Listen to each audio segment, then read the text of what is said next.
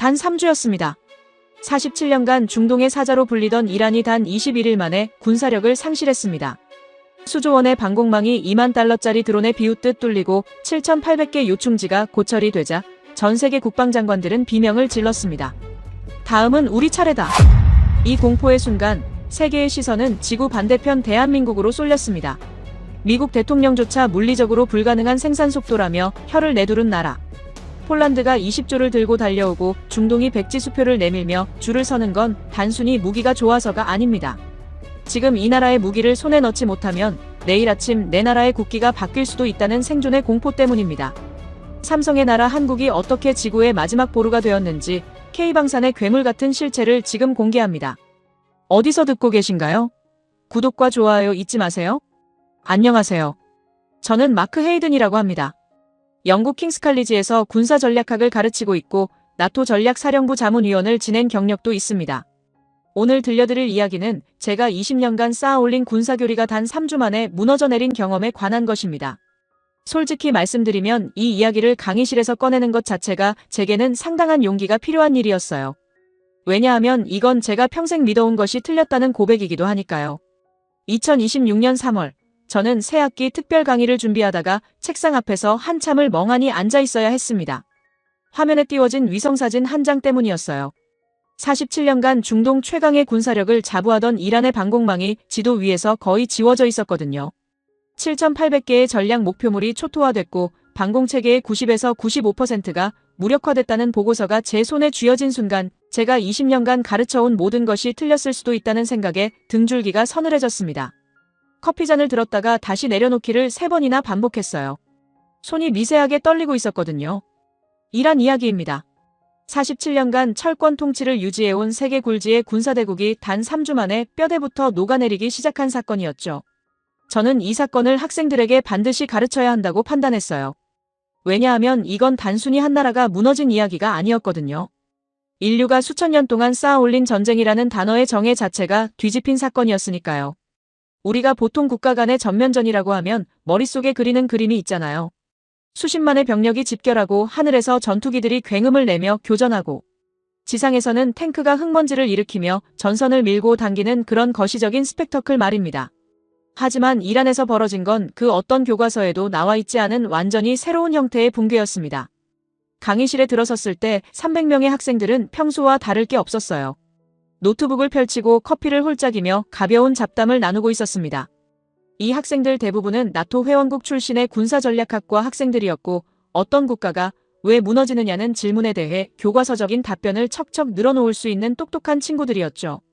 누가 시키지 않아도 클라우제비츠의 전쟁론을 인용하고 손자병법의 구절을 영어로 외울 수 있는 그런 학생들이었어요. 하지만 오늘 이후로 이 학생들의 교과서가 쓸모 없어질 거라는 사실을 그때는 아무도 몰랐습니다. 저 자신을 포함해서요. 저는 화면을 켜고 이란의 군사력 지도를 띄웠습니다. 3주 전까지만 해도 이 지도는 촘촘한 방공망과 미사일 기지와 레이더 시설로 빼곡하게 채워져 있었어요. 중동에서 가장 두꺼운 방어 우산이라는 평가를 받던 체계였죠. 혁명수비대가 40년에 걸쳐 쌓아 올린 철벽 같은 구조물이었습니다. 이 방공망의 가치를 환산하면 수십억 달러에 달합니다. 단순한 기계장치가 아니라 47년 독재 정권이 체제를 지키기 위해 국고를 쏟아부은 생존의 방패였어요. 저는 학생들에게 말했어요. 이 지도를 잘 봐두라고요. 왜냐하면 다음 슬라이드에서 이 지도가 어떻게 변했는지를 보여줄 거라고요. 슬라이드를 넘기자 같은 지도 위에 빨간 X 표시가 대량으로 찍혀 있었습니다. 7,800개의 전략 목표물이 초토화된 현실이 한 장의 지도 위에 고스란히 드러나 있었죠. 강의실이 조용해졌어요. 커피를 들고 있던 손이 멈추고 잡담이 끊기고 모든 시선이 화면에 고정됐습니다. 저는 숫자를 하나씩 읽어줬어요. 방공체계 무력화율 90에서 95%. 공군력 사실상 전멸. 전국의 조기경보 레이더망 파괴. 탄도미사일 기지 초토화. 이 모든 것이 단 3주 만에 벌어진 일이라고요. 학생들 사이에서 숨을 들이쉬는 소리가 동시에 터져나왔습니다. 앞줄에 앉아있던 학생 하나는 펜을 놓치고도 줍지 않았어요. 그런데 여기서 진짜 충격적인 건 이 거대한 방공망을 무너뜨린 무기의 정체였어요. 수조 원짜리 스텔스 전투기가 아니었습니다. 바다를 덮는 항공모함 전단도 아니었죠. 학생들에게 물었어요. 단가가 얼마짜리 무기가 수십억 달러 방공체계를 무용지물로 만들었겠느냐고요. 한 학생이 자신있게 대답했습니다. 최소 수억 달러짜리 최신 순항 미사일 아니겠느냐고요. 저는 고개를 저었어요. 2만 달러라고요. 대당 2만 달러짜리 자폭 드론이 수십억 달러의 방공 시스템을 종이장처럼 뚫어버렸다고요. 수십억 달러 대 2만 달러. 이 비대칭적인 파괴의 효율성이야말로 전 세계 군사 전문가들의 간담을 서늘하게 만든 핵심이었습니다. 강의실이 웅성거렸어요. 어떤 학생은 말도 안 된다는 표정이었고 어떤 학생은 즉시 노트북으로 관련 기사를 검색하기 시작했습니다. 드론만이 아니었습니다. 이란 국민 8,800만 명의 손에 들려있는 스마트폰이 세계 최고 수준의 정보 수집 도구가 되어버렸어요. 출근하는 회사원이 혁명수비대 차량을 찍고 장을 보러 가는 주부가 검문소 위치를 기록하고 커피를 마시는 대학생이 바시즈 민병대의 은신처 좌표를 전송하는 순간 그 데이터는 암호화 채널을 타고 수초 만에 드론 공격 좌표로 변환됐습니다. 스마트폰 카메라에 담긴 지 30분도 안 돼서 정확히 그 지점에 폭탄이 떨어지는 구조가 완성된 거죠.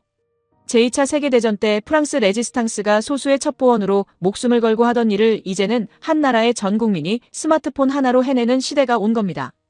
학생들의 얼굴에 공포가 번지는 게 보였어요. 이건 자기들이 교과서에서 배워온 전쟁의 모습이 아니었으니까요. 전선도 없고 전투기도 주역이 아니고 평범한 시민 8,800만 명이 전장의 눈이 되는 완전히 새로운 전쟁이었습니다. 한 학생이 중얼거렸어요. 이러면 어떤 군대도 버틸 수 없다고요. 저는 고개를 끄덕였습니다. 바로 그거라고요. 저는 한 발 물러서서 학생들을 바라봤습니다. 그리고 아주 천천히 말했어요. 이란이 무너진 건 충격이지만 진짜 충격은 그 직후에 벌어진 일이라고요. 이 붕괴를 지켜본 전 세계 수십 개 국가의 국방장관들이 동시에 같은 생각을 했다고요. 우리도 저렇게 뚫릴 수 있다는 생각을요. 그리고 공포에 질린 그 나라들이 동시에 한 곳으로 전화를 걸기 시작했다고요. 미국 무기의 절반 가격의 동급 성능, 납기는 서방보다 2배 빠르고 실전 검증까지 끝난 무기 체계를 가진 나라로요. 학생들이 일제히 물었습니다. 어디냐고요? 미국이냐, 독일이냐, 이스라엘이냐 하는 추측들이 강의실 여기저기서 튀어나왔어요. 저는 전부 고개를 저었습니다. 대신 화면에 세계 지도를 띄우고 수십 개 국가에서 한 지점을 향해 화살표가 집중되는 그래픽만 보여줬어요. 유럽에서, 중동에서, 동남아에서, 남미에서 화살표가 동시에 한 곳으로 몰려들고 있었습니다. 그런데 그 지점에는 나라 이름 대신 물음표 하나만 찍혀 있었죠. 저는 학생들에게 말했어요. 다음 시간에 이 물음표의 정체를 밝히겠다고요. 그리고 그 나라의 이름을 듣는 순간 여러분의 군사교과서 절반이 쓸모 없어질 거라고요. 한 가지만 힌트를 주겠다고요. 이 나라는 여러분이 전통적인 방산 강국으로 떠올리는 나라가 아니라고요. 그래서 더 충격적이라고요.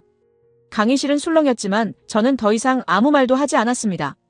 강의가 끝나고 학생들이 빠져나간 텅 빈 강의실에서 저는 잠시 화면을 바라봤어요.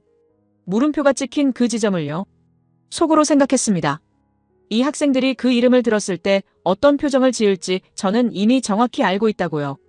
왜냐하면 저 자신이 바로 그 표정을 지었던 사람이니까요. 다음 강의가 시작되기도 전에 학생들은 이미 강의실을 가득 채우고 있었습니다.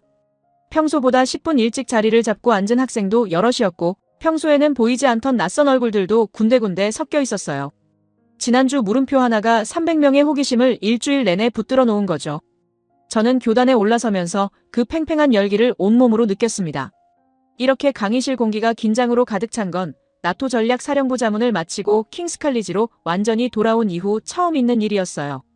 저는 노트북을 펼치자마자 곧장 첫 번째 슬라이드로 넘어갔습니다. 인사말도 없었고 지난 시간 요약도 없었어요. 화면에 나타난 건 2026년 기준 전 세계 방산 수주 급증 국가 순위였습니다. 1위부터 10위까지 나라 이름이 세로로 줄을 서 있었는데 저는 그 화면을 아무 말 없이 그냥 보여줬어요. 3초쯤 지났을까요? 강의실 여기저기서 웅성거림이 번지기 시작했습니다. 그리고 앞줄 중간에 앉아있던 독일 출신 학생 하나가 먼저 소리를 내어 읽었어요. 대한민국이라고요. 강의실 전체가 잠깐 정지했다가 이내 한꺼번에 웃음을 터뜨렸습니다. 어색한 웃음이었어요. 뭔가 잘못 읽은 게 아닌가 서로 확인하는 것 같은 믿기지 않는다는 반응이 뒤섞인 웃음이었죠. 한국이요, K-팝이랑 삼성나라 아닌가요? 라는 말이 여기저기서 흘러나왔습니다. 누군가는 데이터가 최신계 맞냐고 묻기도 했어요. 저는 웃지 않았습니다. 학생들이 웃는 동안 저는 조용히 다음 슬라이드로 넘어갔어요. 새 화면에는 영상 하나가 준비되어 있었고 저는 말없이 재생 버튼을 눌렀습니다. 흰 연기를 가르며 수직으로 솟구치는 미사일의 실루엣이 화면을 채웠어요. 짧고 강렬한 굉음이 강의실 스피커를 울렸습니다. 미사일이 상승하다가 어느 순간 방향을 꺾고 표적을 향해 빨려 들어가듯 날아드는 순간 화면 한쪽에 요격 성공이라는 문자가 떴어요. 천궁2 실사격 훈련 영상이었습니다. 웃음이 뚝 끊겼어요. 처음에 K-팝 얘기를 꺼냈던 학생이 뒤로 기대어 있던 등을 세우며 자세를 고쳐 앉는 게 눈에 들어왔습니다. 저는 그제야 입을 열었어요. 지난 시간 우리는 2만 달러짜리 드론이 수십억 달러짜리 방공망을 무너뜨리는 장면을 봤습니다. 그 이야기를 듣고 나서 여러분의 머릿속에 자연스럽게 떠올랐어야 할 다음 질문이 하나 있어요. 그렇다면 그 드론을 막을 수 있는 시스템이 존재하느냐는 질문이죠. 저는 잠시 말을 멈췄습니다. 강의실이 완전히 조용해진 것을 확인하고 나서야 천천히 말을 이었어요. 존재합니다. 그리고 지금 막 보신 것이 바로 그 시스템입니다. 천궁2, 대한민국이 개발한 다층 방공체계입니다. 탄도미사일, 순항미사일, 대형 드론을 동시에 요격할 수 있는 시스템이에요. 이란의 방공망이 막지 못한 바로 그 유형의 위협을 정확히 커버하도록 설계된 무기체계입니다. 학생들이 화면을 다시 바라봤어요. 아까와는 완전히 다른 눈으로요. 방금 전까지 웃음을 터뜨리던 것과 똑같은 얼굴들이 지금은 화면에 못 박힌 것처럼 시선을 고정하고 있었습니다. 저는 다음 슬라이드를 넘겼어요. 가격 비교표였습니다. 미국의 패트리어트 포대 하나를 도입하는 비용이 왼쪽에, 천궁2 포대 하나를 도입하는 비용이 오른쪽에 나란히 적혀 있었어요. 숫자를 보는 순간 강의실에서 짧은 탄성이 새어나왔습니다. 오른쪽이 왼쪽의 절반이었거든요. 저는 말했습니다. 요격 성능을 기준으로 비교했을 때 천궁2는 패트리어트의 절반 가격에 동급의 요격 능력을 갖추고 있습니다. 이란 붕괴 이후 중동과 유럽의 국방장관들이 한국으로 전화를 건 이유가 유가 숫자 하나에 들어있다고요. 한 학생이 손을 들었습니다. 정말 패트리어트보다 싼데 성능이 같은 거냐는 질문이었어요. 어딘가 빠지는 부분이 있는 게 아니겠냐는 의심이 역력한 표정이었습니다. 저는 고개를 끄덕였어요. 당연히 해야 할 의심이라고요. 그래서 다음 화면을 띄웠습니다. 이란 붕괴 당시 사용된 공격 무기의 종류와 천궁2의 요격 가능 범위를 겹쳐놓은 도식이었어요. 이란이 막지 못한 정밀 유도 순항 미사일의 비행 경로가 천궁2의 교전 반경 안에 정확히 들어와 있었습니다. 저는 설명했어요. 이란의 방공망이 무너진 건 의지의 문제가 아니었다고요. 시스템 자체가 이 위협을 감당하도록 애초에 설계되지 않았던 겁니다. 반면 한국은 수십 년간 북한의 탄도 미사일과 저고도 드론, 위협을 실전에 가장 가까운 환경에서 다뤄온 나라예요. 그 축적된 경험이 천궁2라는 시스템 안에 설계 단계부터 녹아들어간 거죠. 이건 단순한 기술의 문제가 아니라 수십 년에 걸친 위협 경험의 결정체입니다. 의심하던 학생이 천천히 고개를 끄덕였습니다. 강의실 분위기가 확연히 달라져 있었어요. 아까 삼성나라라며 웃음을 터뜨렸던 학생들이 지금은 빠르게 노트에 뭔가를 받아 적고 있었습니다. 저는 잠시 강의실을 둘러봤어요. 앞줄에 영국 출신 학생이 조용히 옆 친구에게 속삭이는 소리가 들렸습니다. 나토도 이걸 알고 있냐고요. 옆 친구는 아무 말도 하지 못했어요. 저는 마지막 슬라이드를 화면에 올렸습니다. 세 줄짜리 요약이었어요. 이란 방공망 무력화율 90에서 95%. 2만 달러 드론이 수십억 달러 방공망을 붕괴시킨 현실. 그리고 그 위협을 막을 수 있는 가성비 시스템을 지금 지구상에서 판매하는 나라는 단 하나라는 결론이었죠. 저는 조용히 말했습니다. 이란이 뚫린 그 미사일을 잡아낼 수 있는 시스템을 가성비로 파는 나라는 지금 한국뿐입니다. K-팝의 나라라서가 아니에요. 살아남아야 하는 나라들이 선택지를 따져본 끝에 유일한 답을 찾아간 겁니다. 그 순간 저는 제 지난 20년을 떠올렸습니다. 나토 자문위원으로 수십 번의 전략 브리핑에 참석했지만 한국의 방산 역량을 진지하게 분석 대상에 올린 기억이 단 한 번도 없었어요. 한국은 제 전략 레이더의 사각지대에 있었습니다. 전통적인 방산 강국이 아니라는 이유만으로 분석 목록에서 지워버린 거죠. 지금 학생들이 느끼는 그 당혹감을 저도 정확히 같은 방식으로 겪었습니다. 그래서 저는 이 자리에서 아무런 우월감도 느끼지 못했어요. 오히려 이 강의실에 서 있는 제 자신이 한 달 전에 저와 똑같이 충격받고 있는 중이라는 생각이 들었습니다. 강의를 마무리하면서 말했어요. 다음 시간에는 이란이 왜 무너졌는지를 해부하겠다고요. 방공망 붕괴, 민간인 스마트폰이 무기가 된 구조, 군 내부 붕괴, 금융 마비, 지휘부 공백까지 이 5가지 균열이 동시에 터진 이유를 정밀하게 분석할 겁니다. 그리고 그 5가지 균열을 들여다보고 나면 왜 전 세계가 한국으로 달려갈 수밖에 없었는지가 더 선명하게 보일 거라고요. 강의실을 나서는 학생들의 발걸음은 지난주와 달랐습니다. 뭔가를 검색하는 학생, 친구와 빠르게 의견을 나누는 학생, 가방을 들면서도 화면 쪽을 한 번 더 돌아보는 학생들이 있었어요. 의심이 당혹으로 바뀌고 당혹이 집중으로 굳어진 순간이었습니다. 그 주 내내 이메일이 쏟아졌습니다. 킹스칼리지 학생들뿐 아니라 다른 학과 학생들, 심지어 타 대학 군사학 교수들에게서도 연락이 왔어요. 내용은 하나같이 비슷했습니다. 이란이 왜 그렇게 빠르게 무너진 건지 설명해 달라는 거였죠. 저는 그 이메일들을 읽으면서 생각했어요. 질문을 보내는 사람들은 단순한 호기심으로 묻는 게 아니라는 걸요. 이 붕괴가 남의 나라 이야기가 아니라 자기 나라에도 똑같이 일어날 수 있다는 공포가 그 질문들 뒤에 깔려 있었습니다. 저 역시 같은 공포를 느끼고 있었어요. 강의 당일, 저는 칠판 앞에 섰습니다. 분필을 들고 숫자 하나를 크게 썼어요. 21일이라고요. 47년간 유지된 방공망이 무너지는 데 걸린 시간이었습니다. 학생들이 그 숫자를 바라봤어요. 저는 말했습니다. 이란의 붕괴는 갑자기 터진 사고가 아니었습니다. 5개의 균열이 서로를 먹어들어가며 동시에 무너진 구조적 붕괴였어요. 그리고 이 5가지를 이해하고 나면 왜 전 세계가 한국으로 달려갔는지가 저절로 보이게 됩니다. 칠판에 차례로 적기 시작했습니다. 첫 번째는 방공망 선제 타격이었습니다. 이란의 방공망은 단순한 무기 체계가 아니었어요. 47년 독재 정권이 체제 생존을 위해 국고를 쏟아부은 구조물이었습니다. 혁명수비대가 수십 년에 걸쳐 구축한 레이더망, 조기경보 시스템, 지대공 미사일 포대가 촘촘하게 얽혀 있었죠. 그런데 이 방공망이 가진 치명적인 약점이 있었어요. 눈이 고정되어 있다는 점이었습니다. 이란의 레이더는 주로 고고도 항공기와 탄도 미사일을 탐지하도록 설계된 시스템이었는데 저고도로 빠르게 기동하는 소형 드론 군집에 대한 대응 능력이 구조적으로 부족했어요. 첫 번째 파고가 밀려온 건 바로 그 사각지대였습니다.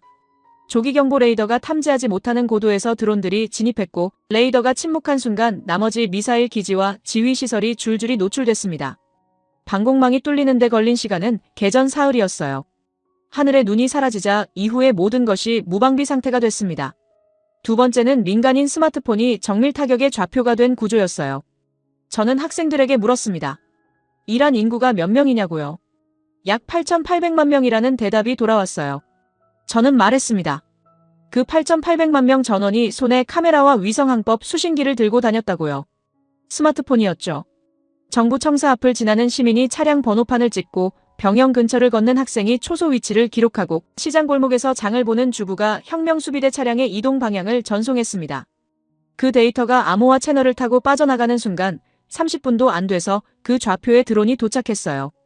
제2차 세계대전 당시 프랑스 레지스탕스가 수년에 걸쳐 구축하려 했던 첩보망을 이란 국민 전체가 스마트폰 하나로 순식간에 만들어버린 겁니다. 정권이 40년간 억누른 민심이 고스란히 적의 타겟팅 시스템으로 전환된 거죠. 강의실이 무거워졌어요. 한 학생이 중얼거렸습니다. 그러면 어느 나라도 자국민을 적으로 돌리면 버틸 수 없다고요. 저는 고개를 끄덕였습니다. 세 번째는 이중 군사 구조가 만들어낸 내부 균열이었습니다. 이란에는 2개의 군대가 존재했어요. 정규군과 혁명수비대였죠. 정권은 혁명수비대의 예산과 첨단 장비를 몰아줬고 정규군은 상대적으로 낮은 처우와 구형 장비로 버텨야 했습니다. 겉으로는 하나의 군대처럼 보였지만 내부에는 수십 년 묵은 차별과 불만이 쌓여 있었어요. 전선이 무너지기 시작하자 그 균열이 터졌습니다. 전방에 배치된 정규군 병사들이 무기를 내려놓고 자리를 떴어요.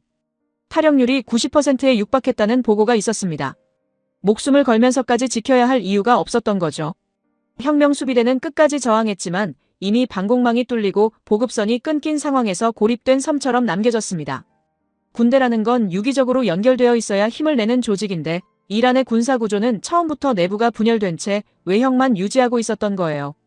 네 번째는 금융 시스템에 대한 하이브리드 공격이었습니다. 사이버 공격이 은행 전산망을 마비시키는 동시에 물리적 타격이 주요 송전망과 통신 인프라를 끊어버렸어요. 병사들의 월급이 통장에 들어오지 않았습니다. 군수 물자 조달을 위한 결제 시스템이 먹통이 됐어요. 군에 납품하던 민간업체들이 대금을 받지 못하자 공급을 끊었습니다. 전쟁은 총만으로 하는 게 아니었어요. 돈줄이 끊기자 이란의 전쟁 수행 능력은 빠르게 증발했습니다. 저는 학생들에게 말했어요. 총이 아무리 많아도 탄약을 살 돈이 없으면 쓸모없는 쇠붙이에 불과하다고요. 이란이 그 상태가 됐습니다. 다섯 번째는 지휘부 공백이었습니다. 지휘 계통 최상단에 있던 인물들이 사라지기 시작했어요. 일부는 해외로 도주했고 일부는 연락이 두절됐습니다. 명령을 내릴 수 있는 사람들이 없어진 자리에 남겨진 건 명령을 받을 자리만 채우고 있던 19세 징집병들이었어요. 지휘관 없는 군대는 군대가 아닙니다. 전선 곳곳에서 각자 도생이 시작됐고 조직적 저항은 사실상 불가능해졌습니다. 이란의 군사 조직이 내부에서부터 텅 빈 껍데기가 되는데 3주가 채 걸리지 않았어요. 저는 칠판을 가리켰습니다. 5가지 항목이 세로로 적혀 있었어요. 그리고 말했습니다. 이 5가지 중 단 하나라도 막아냈다면 이란은 버텼을 겁니다. 방공망이 살아있었다면, 민심이 정권 편이었다면, 군대가 하나로 뭉쳐 있었다면, 금융이 살아있었다면, 지휘부가 자리를 지켰다면요. 5개의 균열이 동시에 열린 것이 이란 붕괴의 본질이었습니다. 강의실이 조용했어요. 누군가 천천히 물었습니다. 그러면 이 5가지를 전부 막을 수 있는 나라가 있느냐고요. 저는 잠시 학생들을 바라봤어요. 그리고 말했습니다. 그 질문의 답을 다음 시간에 드리겠습니다. 여러분은 이미 그 나라의 이름을 알고 있어요. 그 질문을 던지고 강의실을 나선 뒤 저는 연구실 소파에 한동안 멍하니 앉아 있었습니다. 이 5가지를 전부 막을 수 있는 나라가 있느냐는 학생의 질문이 머릿속에서 계속 맴돌았어요. 나토 자문위원으로 일하던 시절이었다면 저는 주저없이 미국이라고 답했을 겁니다. 아니면 이스라엘 혹은 영국이라고 했겠죠. 하지만 지금 제 책상 위에 쌓인 보고서들은 전혀 다른 이름을 가리키고 있었어요. 저는 커피 한 잔을 내리고 자료를 다시 펼쳤습니다. 그리고 그 이름 앞에서 제 20년짜리 확신이 또 한 번 조용히 흔들리는 걸 느꼈어요. 강의 당일 화면을 켜기 전에 저는 먼저 학생들에게 물었습니다. 지난 시간 칠판에 적어놓은 5가지 균열을 기억하느냐고요. 방공망 붕괴, 민간인 정보망, 군 내부 분열, 금융 시스템 마비, 지휘부 공백이라는 대답이 곳곳에서 돌아왔어요. 저는 고개를 끄덕이고 화면을 켰습니다. 그리고 한국방위사업청 연결을 시작했어요. 서울에서 화상으로 접속한 화면 속에 단정하게 차려입은 50대 중반의 남성이 앉아 있었습니다. 천궁2 개발 프로젝트에 실제로 참여한 이정훈 박사였어요. 저는 학생들에게 소개했습니다. 교과서 속숫자가 아니라 실제 개발 현장에서 이 시스템을 설계한 사람이라고요. 이정훈 박사는 바로 본론으로 들어갔습니다. 천궁2가 무엇을 잡아내도록 만들어졌는지를 설명하기 전에 먼저 이란이 왜 뚫렸는지를 기술적 관점에서 짚어줬어요. 이란의 방공망은 고고도 탄도미사일 탐지에 특화된 구형 레이더 체계를 근간으로 하고 있었습니다. 러시아제 S-300 계열이 중추를 이루고 있었는데 이 시스템이 설계된 시대에는 적어도 소형 드론 군집이라는 위협 자체가 존재하지 않았어요. 탐지고도 아래로 들어오는 표적은 레이더가 아예 잡아내지 못하는 구조였습니다. 수십억 달러를 쏟아부은 방공망이 정작 실전에서 밀려온 위협의 형태를 읽지 못했던 거죠. 강의실이 조용해졌어요. 학생 몇 명이 화면을 향해 몸을 앞으로 기울였습니다. 이정훈 박사가 이어서 천궁2를 설명했습니다. 한국은 이란과 전혀 다른 위협 환경에서 이 시스템을 개발했어요. 북한의 위협은 단순하지 않습니다. 단거리 탄도 미사일, 순항 미사일, 장사정포, 그리고 적어도 무인기까지 동시에 다층으로 쏟아지는 복합 위협이에요. 천궁2는 바로 이 복합 위협을 하나의 시스템으로 처리하도록 설계됐습니다. 탄도 미사일은 고도 40km까지 요격하고 순항 미사일과 대형 드론은 중저고도에서 교전하며 표적 여러 개를 동시에 추적하고 우선순위를 가려 순차적으로 요격하는 다중 교전 능력을 갖추고 있어요. 이란의 방공망이 뚫린 적어도 드론 침투 경로가 천궁2의 교전 범위 안에 정확히 들어옵니다.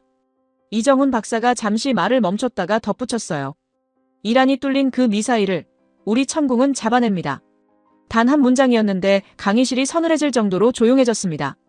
그때 맨 앞줄에 앉아있던 영국 출신 학생이 손을 들었어요. 성능 얘기는 알겠는데 그게 패트리어트보다 낫다는 근거가 있느냐는 질문이었습니다. 아주 정확한 질문이었어요. 저는 이정훈 박사에게 눈짓을 보냈고 이정훈 박사는 화면에 비교 도식을 띄웠습니다. 미국의 패트리어트 팩3 계열과 천궁2의 요격고도, 사거리, 동시 교전 표적수를 나란히 놓은 표였어요. 수치만 놓고 보면 천궁2는 패트리어트 팩3에 비해 요격고도는 유사하고 동시 교전 능력은 대등한 수준이었습니다. 성능이 열등한 게 아니에요. 이정훈 박사가 말했습니다. 한국은 이 시스템을 개발하면서 처음부터 수출을 염두에 뒀고 그래서 정비와 운용 편의성까지 설계 단계에서 녹여 넣었다고요. 수십 년 된 서방 시스템들이 가진 복잡한 운용 절차와 정비 요구 사항을 한국 시스템은 훨씬 단순하게 구현했습니다. 전장에서 정비 인력이 부족한 상황에도 운용이 가능하도록요. 저는 화면을 넘겼습니다. 가격과 납기를 비교한 표가 나왔어요. 패트리어트 포대 1기를 계약부터 납품까지 완료하는데 서방 업체들은 평균 3년에서 5년이 걸립니다. 록히드 마틴을 비롯한 서방 방산 업체들은 우크라이나 전쟁 이후 폭발적으로 늘어난 수요를 공급망 병목으로 감당하지 못하고 있었어요. 반면 천공투는 계약 이후 1년에서 2년 안에 전력화가 가능합니다. 이란 붕괴 이후 중동 국가들이 한국으로 전화를 건 이유가 여기에도 있었어요. 이정훈 박사가 실제 사례를 들었습니다. 이란 붕괴 직후 복수의 중동 국가들이 천공투 긴급 도입을 타진해왔는데 그 국가들이 미국 측에도 동시에 문의를 넣었다고 했어요. 미국에서 돌아온 답은 최소 4년이었고 한국에서 돌아온 답은 18개월이었습니다. 결과는 묻지 않아도 알 수 있었죠. 강의실 여기저기서 탄성이 새어나왔어요. 처음에 패트리어트보다 싸면 뭔가 빠지는 게 있지 않겠냐고 의심하던 학생이 이제는 노트에 빠르게 뭔가를 받아 적고 있었습니다. 저는 이정훈 박사에게 마지막으로 물었어요. 천공투가 이란이 겪은 5가지 균열 중 어디에 대응하는 시스템이냐고요. 이정훈 박사는 잠깐 생각하다가 답했습니다. 첫 번째와 직결됩니다. 라고요. 방공망이 살아있었다면 이란의 하늘은 뚫리지 않았을 겁니다. 나머지 4가지 균열도 결국 하늘이 열린 순간부터 연쇄적으로 터진 거예요. 천공투는 그 첫 번째 구멍을 막는 시스템입니다. 화면이 꺼지고 이정훈 박사의 연결이 종료됐습니다. 강의실이 한동안 조용했어요. 저는 학생들을 바라봤습니다. 그리고 천천히 말했어요. 전 세계가 한국으로 달려간 건 한국이 특별히 친절해서가 아닙니다. 한국이 실전 위협을 기반으로 설계하고 빠르게 납품하고 절반 가격의 동급 성능을 제공하기 때문이에요. 이건 감탄의 문제가 아니라 생존의 문제입니다. 다음 시간에는 그 생존 본능이 만들어낸 숫자들을 보여드리겠습니다. 여러분이 보게 될 수주 데이터는 제가 처음 봤을 때 몇 번이고 다시 확인해야 했을 만큼 놀라운 규모였어요. 강의실을 나서는 발걸음들이 무거웠습니다. 좋은 의미에서요. 머릿속에 넣어야 할 것들이 너무 많아진 사람들의 무게였어요. 그 강의가 끝나고 이틀 뒤, 저는 런던 도심의 한 방산 전문 컨설팅 업체에서 오래된 지인을 만났습니다. 나토 자문위원 시절부터 알고 지내던 사람이었는데 그는 만나자마자 자리에 앉기도 전에 한국 얘기냐고 물었어요. 제가 킹스칼리지에서 특별 강의를 하고 있다는 소문이 돌고 있다면서요. 저는 고개를 끄덕였습니다. 그러자 그가 커피잔을 내려놓으며 말했어요. 자기네 쪽으로도 문의가 쏟아지고 있다고요. 중동 쪽 클라이언트들이 한국 방산 업체와의 접촉 루트를 물어오고 있다고요. 서방 업체들 납기가 너무 길어서 더 이상 기다릴 수 없다는 이유였습니다. 저는 그 말을 들으면서 생각했어요. 이건 강의실 안에서 끝나는 이야기가 아니구나 하고요. 강의 당일, 저는 화면 하나를 띄우고 학생들에게 말했습니다. 지금부터 보여드릴 숫자들은 제가 처음 봤을 때 출처를 3번 확인해야 했던 데이터라고요. 믿기지 않아서가 아니라 믿어지는데도 불구하고 다시 확인하고 싶었던 숫자들이었습니다. 화면에 표 하나가 펼쳐졌어요. 2021년 한국 방산 수출액은 72억 5천만 달러였습니다. 이미 그 자체로 적지 않은 규모였어요. 그런데 2022년에 이 숫자가 173억 달러로 튀어올랐습니다. 1년 만에 2배를 훌쩍 넘은 거죠. 러시아가 우크라이나를 침공하면서 유럽 전역에서 재무장 수요가 한꺼번에 폭발했고 한국은 그 수요를 받아낸 거의 유일한 공급처였습니다. 서방 업체들은 수십 년간 이어진 탈냉전 평화 배당의 후유증으로 생산 라인이 축소되어 있었어요. 수요가 갑자기 쏟아졌지만 물량을 댈 수가 없었죠. 한국은 달랐습니다. 북한 위협에 대응하기 위해 한 번도 생산 라인을 줄이지 않은 나라였어요. 그 결과 2022년 폴란드와의 단일 계약 하나로 20조 원이 넘는 수주가 터졌습니다. K2 전차 980대, K9 자주포 648문, 한국 방산 역사상 최대 규모의 단일 계약이었어요. 강의실에서 누군가 작게 휘파람을 불었습니다. 저는 계속 읽어내려갔어요. 2025년 수출액 154억 달러. 수출 대상국이 7개에서 16개로 늘었습니다. 그리고 2026년 전망치는 270억 달러에서 최대 377억 달러였어요. 이란 붕괴 이후 중동 수요가 폭발적으로 더해진 결과였습니다. 3년 만에 수출액이 5배 이상 뛴 거죠. 저는 화면을 넘겼습니다. 이번엔 수주잔고였어요. 100조 원이라는 숫자가 화면 한가운데 크게 찍혀 있었습니다. 수주잔고란 계약은 됐지만 아직 납품이 끝나지 않은 일감의 총합이에요. 쉽게 말하면 한국 방산 업체들이 앞으로 수년간 쉬지 않고 생산해야 할 일거리가 100조 원어치 쌓여 있다는 뜻이었죠. 3년 전과 비교하면 426% 증가한 수치였습니다. 강의실이 조용해졌어요. 학생들이 숫자를 소화하는 시간이 필요한 것 같았습니다. 저는 구체적인 계약 사례들을 하나씩 넘겼어요. 폴란드는 K2 전차와 K9 자주포 패키지로 20조 원, 사우디아라비아는 K9 자주포와 레드백 장갑차, 천검 지대공 미사일 패키지로 20조 원 규모의 협의가 진행 중이었습니다. 루마니아는 보병 전투장갑차 계약으로 4조 원, 베트남은 K9 자주포를 3,500억 원에 도입하기로 했어요. 베트남 계약은 별도로 강조했습니다. 사회주의권 국가가 한국 무기를 도입한 최초의 사례였거든요. 냉전 시대의 진영 논리가 생존 앞에서 무너진 순간이었죠. 이념보다 실익을 선택한 겁니다. 앞줄에 앉아있던 학생 하나가 손을 들었어요. 베트남이 왜 하필 한국을 선택했느냐는 질문이었습니다. 저는 간단하게 답했어요. 미국 무기는 정치적 조건이 붙고 러시아 무기는 공급이 끊겼고 중국 무기는 신뢰할 수 없었거든요. 남은 선택지가 한국이었습니다. 방산 빅사의 실적도 화면에 띄웠습니다. 한화에어로스페이스, 현대로템, LI지넥스원, 한국항공우주산업의 합산 영업이익이 4조 6천억 원에 달했어요. 3년 전과 비교하면 현대로템의 영업이익률은 4.66%에서 17.22%로 3.7배 폭등했습니다. 한화에어로스페이스는 해외 수출 비율이 처음으로 50%를 넘어섰어요. 국내 방산업체가 이제 내수보다 수출로 더 많이 먹고 사는 구조가 된 겁니다. 저는 학생들에게 말했습니다. 이 숫자들이 보여주는 건 단순한 무기 판매 실적이 아니에요. 전 세계 국방 관계자들의 선택이 어느 방향을 향하고 있는지를 보여주는 나침반이라고요. 그때 중간쯤 앉아있던 학생 하나가 손을 들었습니다. 한국이 이렇게 잘 팔리는 게 결국 가격 때문 아니냐, 기술이 좋은 게 아니라 싼 거 아니냐는 질문이었어요. 날카로운 질문이었습니다. 저는 잠시 생각하다가 화면을 하나 더 넘겼어요. 록히드 마틴의 최근 납기 지연 현황이 나왔습니다. 폴란드에 납품 예정이었던 F-35 전투기 일부가 공급망 문제로 납기가 2년 이상 밀렸다는 내용이었어요. 저는 말했습니다. 가격이 아무리 비싸도 필요한 순간에 없으면 그건 무기가 아닙니다.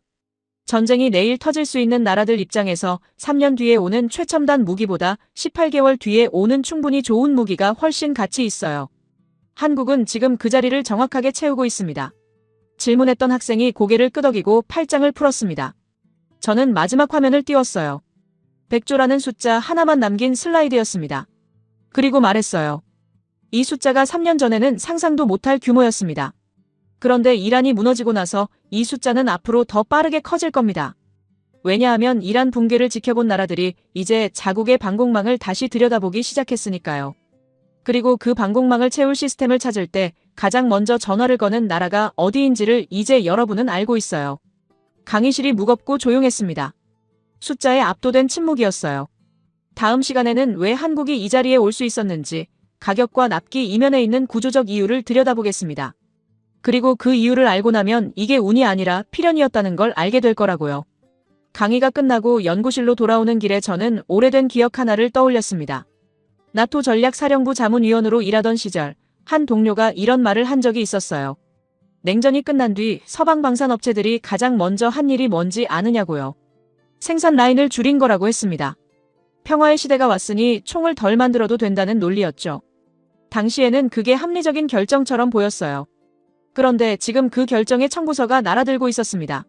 서방 업체들이 줄인 그 생산 라인의 빈자리를 한국이 채우고 있었어요.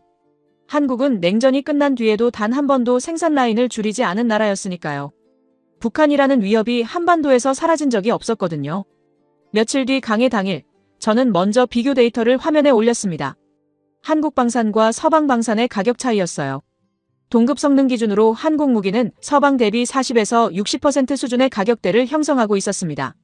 절반 가격이라는 표현이 과장이 아니었어요. 그런데 여기서 제가 학생들에게 강조한 건 가격 자체가 아니었습니다. 저는 물었어요. 왜 한국은 이 가격에 팔 수 있는 거냐고요. 단순히 인건비가 싸서일까요? 아니면 품질을 낮춰서일까요? 학생들이 잠시 생각하는 표정을 지었습니다. 저는 화면을 넘겼어요. 답은 구조에 있었습니다. 한국 방산의 원가 경쟁력은 세 가지 뿌리에서 나오고 있었어요. 첫 번째는 내수 물량이었습니다. 한국군은 세계에서 손꼽히는 규모의 상비군을 유지하고 있어요. 육군만 해도 수십만 명 규모입니다. 이 내수 물량이 생산 라인을 꾸준히 돌아가게 만드는 기반이 돼요. 생산 라인이 멈추지 않으면 고정비가 분산되고 단가가 내려갑니다. 서방 업체들이 수출 물량이 없을 때 라인을 세워두는 동안 한국 업체들은 내수로 라인을 계속 돌리고 있었던 거죠. 두 번째는 수직 계열화였어요. 한화에어로스페이스, 현대로템, LI진엑스원 같은 업체들은 핵심 부품을 외부 공급망에 의존하지 않고 자체 생산하는 비율이 높았습니다. 서방 업체들이 우크라이나 전쟁 이후 공급망 병목으로 납기를 맞추지 못한 이유 중 하나가 바로 이 외부 의존도였어요. 한국은 그 약점이 상대적으로 적었습니다. 세 번째는 정부 지원 구조였어요. 방위사업청이 연구개발 단계부터 수출 마케팅까지 업체와 긴밀하게 협력하는 구조를 갖추고 있었습니다. 민간 기업이 단독으로 뛰는 게 아니라 국가 시스템이 함께 움직이는 방식이었죠. 납기 이야기로 넘어갔습니다.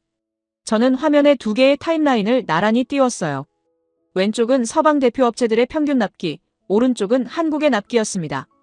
패트리어트 포대 계약부터 납품까지 서방 기준 3년에서 5년, 천공투는 1년에서 2년, K9 자주포 계약부터 납품까지 서방 동급 자주포는 3년 이상, 한국 K9은 18개월 안팎. 학생 하나가 그 차이가 왜 이렇게 크냐고 물었어요. 저는 록히드 마틴의 최근 생산 현황을 화면에 올렸습니다.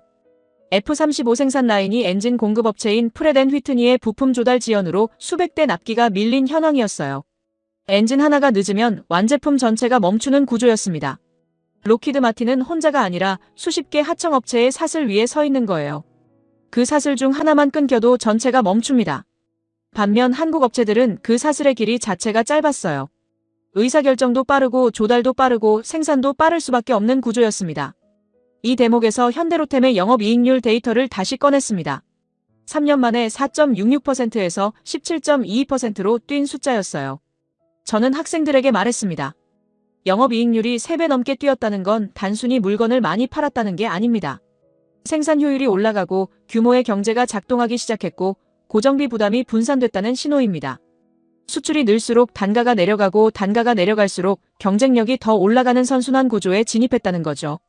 이게 단순한 반짝 수혜가 아니라 구조적 변화라는 증거였어요. 한화 에어로스페이스도 같은 맥락이었습니다. 해외 수출 비율이 처음으로 50%를 넘어섰다는 건 이제 이 회사의 성장 동력이 국내 시장에서 글로벌 시장으로 완전히 옮겨갔다는 의미였어요. 강의실이 조용히 술렁였습니다. 저는 한 발 더 나아갔어요. 단순히 싸고 빠른 것 이상의 이야기를 해야 했거든요. 화면에 실전 검증이라는 단어를 크게 띄웠습니다. 한국 무기가 전 세계 구매자들에게 주는 가장 강력한 설득 포인트는 사실 가격도 납기도 아닙니다. 실전 환경에서 살아남은 무기라는 사실이에요. K9 자주포는 2010년 연평도 포격 사건에서 실전 사격을 경험했습니다. 북한의 도발에 맞서 실제로 불을 뿜은 무기였어요. 천공 계열은 수십 년간 북한 미사일 위협에 실시간으로 대응하며 업그레이드된 시스템입니다. 시험장에서만 성능을 검증한 무기와 실전 위협 앞에서 실제로 작동한 무기는 구매자 입장에서 전혀 다른 물건이에요. 중동과 유럽의 국방장관들이 한국 무기에 끌리는 이유 중 상당 부분이 바로 이 실전성이었습니다. 앞줄에 앉은 학생이 손을 들었어요. 그렇다면 미국은 왜 이 시장을 한국에 내줬냐는 질문이었습니다. 저는 잠시 생각했어요. 내줬다는 표현이 맞냐고 반문했습니다. 미국은 원래 이 가격대의 시장을 공략하지 않았어요. 미국 방산업체들은 최첨단 고가 시스템에 집중하는 전략을 택했고 중간 가격대에 충분히 좋은 무기 시장은 오랫동안 공백으로 남아 있었습니다. 한국은 그 공백을 비집고 들어간 거예요.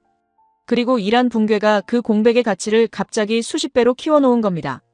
전 세계가 동시에 방공망을 보강하려 하는데 최첨단 시스템을 살 여력이 없는 나라들이 대부분이에요. 그 나라들의 예산에 딱 맞는 선택지가 한국이었습니다. 학생이 고개를 끄덕이고 팔짱을 풀었어요. 저는 강의를 마무리하면서 화면을 껐습니다. 그리고 말했어요. 한국이 이 자리에 오른 건 운이 아닙니다. 냉전이 끝난 뒤에도 생산 라인을 멈추지 않은 선택, 내수 물량으로 기술을 갈고 닦은 30년 실전 위협 앞에서 시스템을 끊임없이 개량한 결과입니다. 그리고 이란 붕괴라는 사건이 그 30년의 준비를 세계 무대 위로 끌어올린 거예요. 다음 시간에는 이 이야기의 마지막 챕터를 다루겠습니다. 한국이 이제 무기를 파는 걸 넘어 무엇을 수출하기 시작했는지를요. 그 이야기를 듣고 나면 왜 골드만삭스가 한국 방산 비중을 확대하고 타임지가 한화를 글로벌 100대 기업에 올렸는지가 보일 겁니다. 강의실 문이 닫히는 소리가 유난히 크게 들렸어요. 조용하기 때문이었습니다. 강의 전날 밤, 저는 연구실 책상 위에 서류 한 묶음을 펼쳐놓고 한참을 앉아 있었습니다. 골드만삭스가 최근 발표한 한국 방산업체 투자 비중 확대 보고서였어요. 투자은행이 방산 보고서를 내는 건 그리 드문 일이 아닙니다. 전쟁이 터지거나 지정학적 긴장이 높아지면 방산주에 관심이 쏠리고 보고서가 쏟아지는 건 자연스러운 흐름이죠. 그런데 이 보고서는 그런 단순한 수혜 분석이 아니었습니다. 핵심은 이것이었어요. 한국방산이 단순 수출에서 현지 생산과 기술 이전, 운용 정비 체계까지 통째로 묶어파는 구조로 진화하고 있다는 거였습니다. 무기를 파는 게 아니라 방위 생태계 자체를 심고 있다는 표현이 보고서 한가운데 박혀 있었어요. 저는 그 문장 앞에서 한동안 멈춰 있었습니다. 이건 제가 이 강의를 시작하면서 예상했던 것보다 훨씬 크고 깊은 이야기였거든요. 단순히 무기를 잘 만드는 나라가 아니라 전략적 파트너로 자리를 굳혀가는 나라, 그 이야기를 어떻게 학생들에게 전달할지를 밤늦도록 생각했어요. 강의 당일, 저는 데이터보다 먼저 질문을 던졌습니다. 무기를 수출하는 나라와 방위 생태계를 수출하는 나라의 차이가 무엇이냐고요. 강의실이 잠시 조용해졌어요. 앞줄 가운데에 앉아있던 학생이 천천히 입을 열었습니다.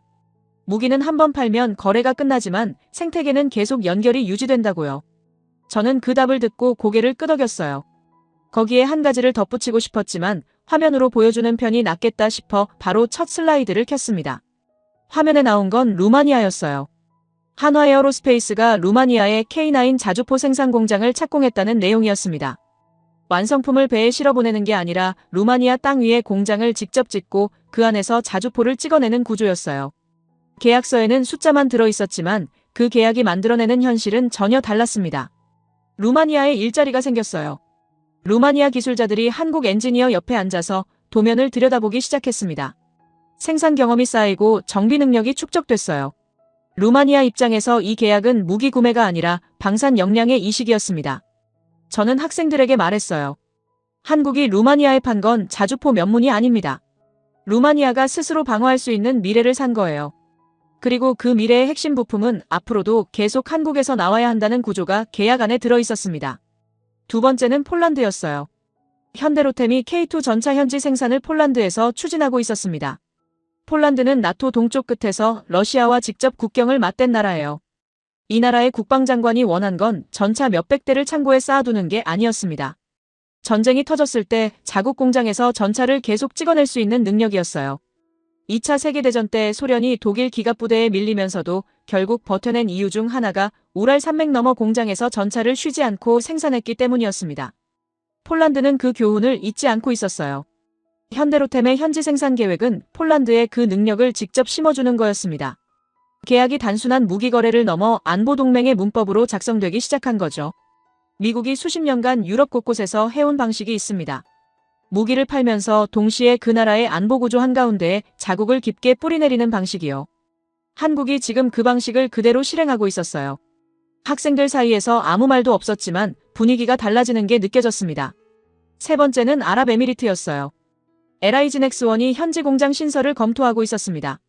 중동 방산 시장은 오일머니를 바탕으로 예산을 아낌없이 쏟아붓는 나라들이 밀집한 지역이에요. 그런데 이 지역 국가들이 수십 년간 서방 업체들에게 품어온 불만이 하나 있었습니다. 핵심 기술을 절대 넘겨주지 않는다는 거였어요. 완성품만 팔고 정비도 자기들이 독점하는 구조였죠. 무기를 샀지만 그 무기를 고칠 수 있는 건 판 사람뿐인 상황이었습니다. 한국은 달랐어요. 기술 이전과 현지 생산을 협상 테이블 위에 올리는데 훨씬 열린 태도를 보였습니다. 완전한 이전은 아니더라도 조립 생산과 정비 역량 이전을 패키지로 제안했어요. 중동 국가들 입장에서 한국은 구매 관계가 아니라 파트너 관계로 접근하는 나라였습니다.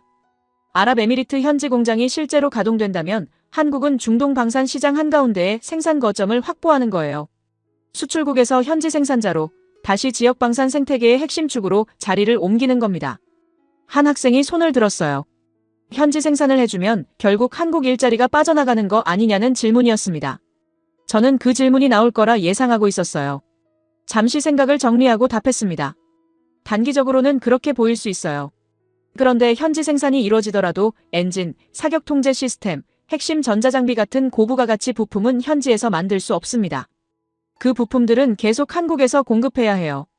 완제품 하나를 조립하는 데 들어가는 수천 개의 부품 중 핵심 기술이 담긴 부품일수록 한국 의존도가 높아지는 구조입니다. 거기에 수십 년에 걸친 운용 정비, 소프트웨어 업그레이드, 기술 지원 계약이 차례로 붙어요. 무기를 한번 파는 것보다 생태계를 심는 쪽이 훨씬 길고 굵은 수익 구조를 만들어냅니다. 질문했던 학생이 잠시 생각하다가 조용히 고개를 끄덕였어요. 저는 마지막 화면을 띄웠습니다. 2026년 타임지 글로벌 100대 유망 기업 목록에 한화가 이름을 올린 화면이었어요. 강의실 여기저기서 짧은 탄성이 새어나왔습니다. 저는 말했어요. 타임지가 주목한 건 무기의 성능이 아니었습니다. 한화가 방산을 넘어 에너지, 우주, 방위 생태계 전반으로 사업을 확장하면서 21세기형 복합방산 기업으로 진화하고 있다는 사실이었어요. 골드만삭스가 투자 비중을 늘리고 타임지가 이름을 올린다는 건 단순한 격려가 아닙니다. 글로벌 자본과 미디어가 한국 방산을 단기 수혜가 아닌 장기 성장 구조로 읽기 시작했다는 신호예요. 그리고 그 판단은 틀리지 않았습니다. 저는 화면을 끄고 학생들을 천천히 둘러봤습니다. 강의실이 조용했어요. 처음 이 강의를 시작할 때 삼성나라라고 웃던 그 얼굴들이 지금은 다른 표정을 하고 있었어요. 저는 말했습니다. 한국은 무기를 파는 게 아닙니다. 동맹국의 방위 생태계 자체를 심고 있어요. 그리고 그 생태계 안에서 한국은 점점 빠져나오기 어려운 존재가 되어가고 있습니다. 강의실에 아무 말도 없었어요. 무언가가 학생들 머릿속에서 천천히 다시 조립되고 있는 시간이었습니다. 다음 시간이 마지막 강의였어요. 저는 그 강의에서 딱 하나의 결론을 말할 작정이었습니다. 그리고 그 결론은 제가 이 강의를 시작하기 전까지 평생 한 번도 입에 담아본 적 없는 문장이었어요. 마지막 강의 전날 밤, 저는 한동안 창밖을 바라봤습니다. 런던의 밤거리는 평소와 다를 것이 없었어요. 택시가 지나가고 가로등이 젖은 포석 위에 빛을 흘리고 있었습니다. 그런데 저는 그 풍경을 보면서 이상하게도 이란을 생각했어요. 3주 만에 하늘이 뚫리고 금융이 멈추고 지휘부가 사라진 나라를요. 그리고 그 붕괴를 지켜보면서 공포에 질린 수십 개 국가의 국방장관들을요. 저는 이 강의를 시작하면서 한 가지 확신이 있었습니다. 데이터는 차갑고 정직하다는 거였어요. 감정이 아니라 숫자가 진실을 말한다는 거였죠. 그리고 지난 몇 주에 걸쳐 그 숫자들이 저에게 말해준 것은 제가 20년간 믿어온 군사교리의 지도가 다시 그려져야 한다는 사실이었습니다. 마지막 강의 날 강의실 문을 열었을 때 저는 잠깐 멈췄어요. 좌석이 가득 찬 것은 물론이었고 통로에도 학생들이 서 있었습니다. 킹스칼리지 군사전략학과 학생들뿐만 아니라 국제관계학과, 경제학과에서 온 학생들도 섞여 있었어요. 이 강의가 학교 안에서 퍼져나간 모양이었습니다. 저는 교단에 오르면서 생각했어요. 이 학생들이 오늘 들을 결론 하나를 기억한 채 각자의 자리로 돌아갈 거라고요. 외교관이 되는 학생도 있을 테고, 군 장교가 되는 학생도 있을 테고, 방산 컨설턴트가 되는 학생도 있을 겁니다. 오늘 이 강의실에서 만들어진 인식이 그 사람들을 통해 어디선가 다시 살아날 거라는 생각이 들었어요. 저는 화면을 켜지 않고 먼저 입을 열었습니다. 1장 첫날 강의에서 저는 학생들에게 물음표 하나를 던졌었죠. 전 세계가 달려간 나라가 어디냐고요. 그리고 그 답이 한국이라는 걸 알았을 때 여러분 중 일부는 웃었습니다. 지금 그때 웃었던 학생이 강의실 어딘가에 있겠죠. 저는 그 학생을 탓하지 않아요. 저도 같은 반응을 보였을 테니까요. 그런데 오늘 마지막 강의에서 저는 그 웃음이 왜 나왔는지부터 이야기하고 싶습니다. 화면을 켰습니다. 이란 붕괴 전후의 세계방산 지도가 나란히 펼쳐졌어요. 왼쪽은 2025년 이전의 지도였습니다. 미국, 러시아, 중국, 유럽이 방산 시장의 4축을 이루고 있었어요. 오른쪽은 2026년의 지도였습니다. 러시아는 우크라이나 전쟁으로 공급이 사실상 끊겼고 중국은 신뢰 문제로 서방과 중동 대부분의 나라에서 배제됐어요. 유럽은 수요를 공급이 따라가지 못하고 있었습니다. 그 자리에 2개의 축만 남아 있었어요. 미국과 한국이었습니다. 강의실이 완전히 조용해졌어요. 학생들이 2개의 지도를 번갈아 바라봤습니다. 그 침묵 속에서 저는 지도가 스스로 말을 하고 있다는 걸 느꼈어요. 그때 첫날 강의에서 삼성나라라고 웃었던 학생이 손을 들었습니다. 저는 그 학생의 얼굴을 기억하고 있었어요. 처음에 K-팝이랑 삼성나라 아닌가요? 라고 했던 바로 그 학생이었죠. 그 학생이 물었습니다. 교수님, 왜 우리는 한국 방산을 몰랐던 거죠? 질문이 아니라 고백에 가까웠습니다. 저는 잠시 그 학생을 바라봤어요. 그리고 천천히 말했습니다. 우리가 한국을 몰랐던 건 한국이 숨어 있어서가 아닙니다. 우리가 보려 하지 않았기 때문이에요. 전통적인 방산 강국이라는 프레임 안에서만 세계를 바라봤기 때문입니다. K-팝과 삼성이 만든 이미지 뒤에 30년 동안 실전 위협을 맞닥뜨리며 무기를 갈고 닦은 나라가 있었는데 우리는 그 나라를 분석 대상으로 올려놓지 않았어요. 그건 우리의 실수였습니다. 아니, 우리 모두의 선입견이었죠. 저는 마지막 화면을 띄웠습니다. 숫자도 지도도 아니었어요. 문장 하나였습니다. 저는 그 문장을 소리내어 읽었어요. 이란의 47년 독재가 3주 만에 무너진 뒤 세계는 하나의 진실을 깨달았습니다. 살아남으려면 방패가 필요하고 지금 그 방패를 가장 빠르고 정확하게 만드는 나라는 대한민국입니다. 한국은 무기를 파는 것이 아닙니다. 세계의 생존을 파는 나라가 되었습니다. 강의실이 조용했어요. 3초쯤 지났을까요? 누군가가 손뼉을 쳤습니다. 한 명이 2명이 됐고 2명이 10명이 됐어요. 저는 박수를 받으면서 솔직히 어색했습니다. 교수로 20년을 살면서 강의 끝에 박수를 받은 기억이 거의 없었거든요. 그런데 이 박수가 저를 향한 게 아니라는 걸 알고 있었습니다. 데이터를 향한 박수였어요. 숫자가 스스로 증명해낸 사실을 향한 박수였죠. 강의실을 나서는 학생들 사이에서 대화 소리가 끊이지 않았습니다. 복도까지 나온 뒤에도 3355 모여 이야기를 나눴어요. 저는 그 모습을 잠깐 지켜보다가 천천히 걸었습니다. 연구실로 돌아오는 복도가 유난히 길게 느껴졌어요. 걸으면서 생각했습니다. 이 강의를 준비하면서 저는 학생들을 설득하려 했는데 정작 가장 많이 설득당한 건 저 자신이었다는 걸요. 20년간 쌓아 올린 확신이 무너지는 경험은 불쾌하지 않았습니다. 오히려 선명했어요. 틀렸던 것이 무엇인지, 앞으로 다시 그려야 할 지도가 어떤 모양인지가 처음으로 또렷하게 보이는 기분이었습니다. 연구실 문을 열고 들어와 창가 의자에 앉았어요. 책상 위에는 다음 학기 강의 계획서 초안이 놓여 있었습니다. 저는 그 종이를 집어들었다가 내려놓았어요. 다시 써야 했으니까요. 처음부터요. 이란 붕괴 이전과 이후의 세계는 같은 교과서로 가르칠 수 없었습니다. 그리고 그 새로운 교과서의 첫 장에는 반드시 한국이 들어가야 한다는 걸 저는 이제 확신하고 있었어요. 47년 군사대국이 3주 만에 무너지자 전 세계가 한국으로 달려온 이유. 그 이유를 이해하는 사람과 그렇지 않은 사람의 세계관은 앞으로 완전히 다른 방향을 향해 나아갈 거라고 저는 생각했습니다.